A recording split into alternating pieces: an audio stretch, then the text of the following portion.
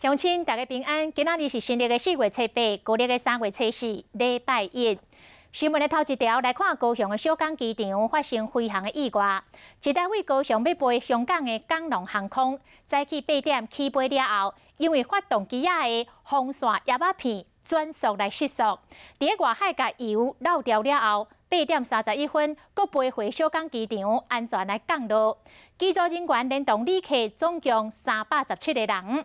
航空公司马上帮这受到惊吓的旅客，另外安排班机表达道歉。这飞安会上新的判断，讲是这个无人机的叶仔片去互鸟仔弄害去。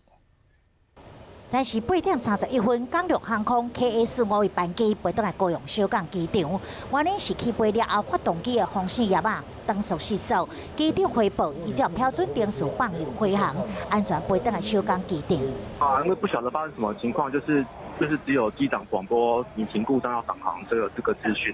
附近的居民表示讲，有听到类似真大声，甚至有看到机师仔咧呛烟。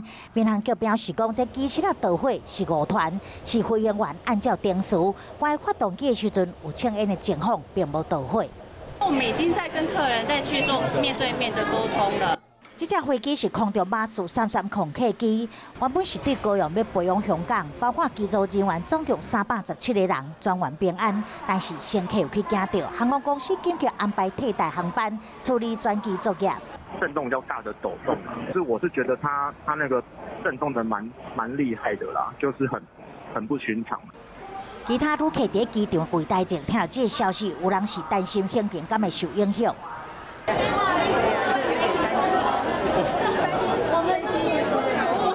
经过飞安会调查了后，初步判断是鸟仔攻击造成发动机的压缩叶仔受损，致使才发生这件意外。